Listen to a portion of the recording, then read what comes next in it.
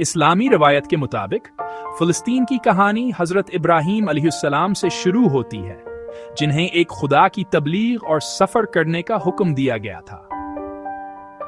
वो सारा और अपने घर वालों बशमूल लोत अलैहिस्सलाम के साथ मेसोपोटामिया से कनान की सरजमीन की तरफ सफर कर रहे थे। वहां के कनानी बस्तियों में एक मुसाफिर के तौर पर पहुंचे, पहाड़ियों, जैतून के बागों और पुराने रास्तों से गुजरते हुए शिकमा और हबरोन सी जगहों पर उन्होंने सादा कुर्बान गाहें बनाई और लोगों को एक खुदा की इबादत की तरफ बुलाया। अपने खीमे से मेहमान नवाजी और अखलाकियत अलीमात का नमूना पेश किया। जब खैत पड़ा तो वह थोड़े वक्त के लिए मिस्र गए, फिर कनान वापस आकर अपनी ईमानी जिंदगी जारी रखी।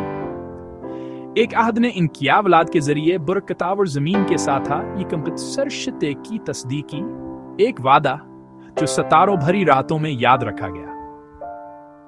इब्राहीम सलाम के खानदान से दो मुअज़्ज़ज़ नस्लें चले, सारा से इसहाक अलैहिस्सलाम और हाजिरा से इस्माइल अलैहिस्सलाम। हर एक ने इलाके के लोगों और रवायात को शक्ल दी।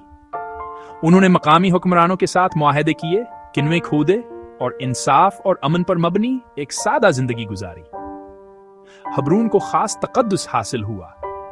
ये इब्राहीम अलैहिस्सलाम के खानदान की आबाई कब्रों और अकीदत की जिंदा याद से जुड़ा हुआ है। उनकी औलाद के जरिए इस सरजमीन की मुकद्दस याद गहरी होती गई।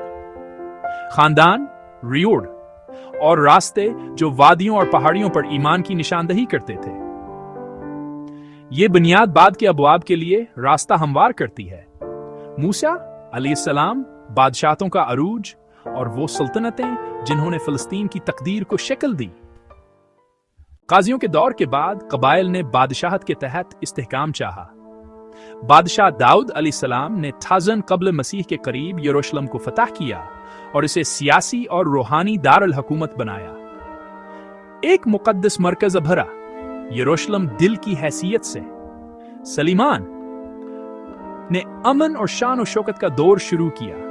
पहला हैकल बनाया जो इबादत का मरकज था। हैकल ने ईमान को मजबूत किया, जिससे यरूशलेम एक बेलाशबा मुकद्दस शहर बन गया। सलीमान के बाद तकसीम ने बादशाहतों को कमजोर कर दिया। शिमाल में इसराइल, जनूब में यहूदा। अशूरिया ने डी कब्ल मसीह में इसराइल को फतह किया और बहुत से लोगों को जलावतन दिया। बाबल के नबूकदनजर ने पावन कैसिस कब्ल मसीह में यरूशलेम को तबाह किया और पहले हैकल को मस्मार कर दिया। अहम शहरियों को बाबल जलावतन कर दिया गया। जवाए गहर और रूहानी सदम है था। खुद मुख्तारी खत्म हो गई, लेकिन शनाख्त बरकरार रही। वतन से दूर भी ईमान कायम रहा। 539 कब्ल मसीह में फारस के सायरस ने बाबल को फतह किया और जलावतन लोगों को वापस आने का हुक्म दिया।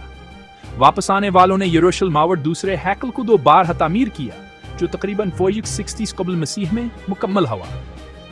अगरचे सलीमान के हिकल से सादा था, यह हमज़हबी जिंदगी का मरकज बन गया। सिकंदर के अरूज ने फिलिस्तीन को यूनानी दुनिया में शामिल कर दिया। यूनानी थकाफत और ज़बान मकामी रवायात के साथ घलम लगे। पहले टोलमीज, फिर सेल्यूसिड्स ने हुकूमत की। एंटियोकस फोर्ड के तहत जजबरीनानी ने बगावत को जन्म दिया। मकाबी बगावत ने खुद मुख्तारी हासिल की। हासमुनी बादशाहत ने तनाज़ात के बावजूद खुद मुख्तारी बहाल की। रोम ने रिशकबल मसीह में मुदाखलत की। सूबाई हुक्मरानीगाह के बादशाहों के जरिए हुई। हेरोदेस ने हैकलावर शहरों को 2 बार तामीर किया। फिर भैरों में हुक्मरानी ने नाराजगी पैदा की। इश्ती ईस्वी की बगावती रुश लमावर दूसरे हैकल की सैदीस ईस्वी में तबाही के साथ खत्म हुई, जिसने सरजमीन को ने शिकल दी। हैकल के जवाल के बाद रोम ने बार को खबा को कुचल दिया। यरूशलेम को एलिया के पिटोलिना के तौर पर 2 बार तामीर किया और यहूदियों को वहां से निकाल दिया। नाम की तब्दीली का मकसद पर उन्हीं शनाख्तों को मिटाना था। कुस्तनतीन के साथ ईसाईत फैली। फिलिस्तीन ईसाई मक़दस सरजमीन बन गया। हेलीना ने मकामात को मक़दस करार दिया। यरूशलेम और बीतलहम में अजीम गिरजाघर तामीर हुए। सदियों तिकबाज नतीनी हुक्मरानी में ईसाई तगाल बढ़ी। 20वीं सदी में इस्लाम अरब से फैला। खलीफा अमर के दौर में फौजें फिलिस्तीन पहुंची। 609 ईस्वी में यरमौक के बाद यरूशलेम का रास्ता खल गया। यरूशलेम ने पर अमन तरीके से हथियार डाल दिए। अमर के अहदनामे ने जानो अमलाका और गिरजाघरों की हिफाजत की। अम्बियों के दौर में यरूशलेम ने इस्लाम में बहुत अहमियत हासिल की। इसरा और माराज का मकाम। अब्दुल मलिक ने ईस्वी में गंबद उस सखरा तामीर किया, जिसने कसीर मजहबी मुक़द्दस अफ को कायम किया। सरहर ईस्वी में अब्बासियों ने दारुल हुकूमत बगदाद मुंतकिल कर दिया, जिससे फ़लस्तीन एक दौर दराज सूबा बन गया। दूरी के बावजूद शहर तजारत, उलमा और अकीदत में तरक्की करते रहे। इस्लामी कानून और अलहियात पर वान चढ़े। मुसलमान, ईसाई और यहूदी ज़मीन निज़ाम के तहत साथ साथ रहते थे। ज़िलज़ले, बगावतें और आस्ता आस्ता बुनियादी ढांचे की खराबी असदूर के निशानी थी। अब्बासी ताकत कमजोर पड़ने के साथ मस्र में कायम खानदानों ने इस सूबे पर कब्जा कर लिया। फातमियों ने 269 में मस्र पर कब्जा किया और फिलिस्तीन पर अपनी हुक्मरानी बढ़ाई, नए अंदाज और निज़ाम कायम किए। तनाज़ा बढ़ गया।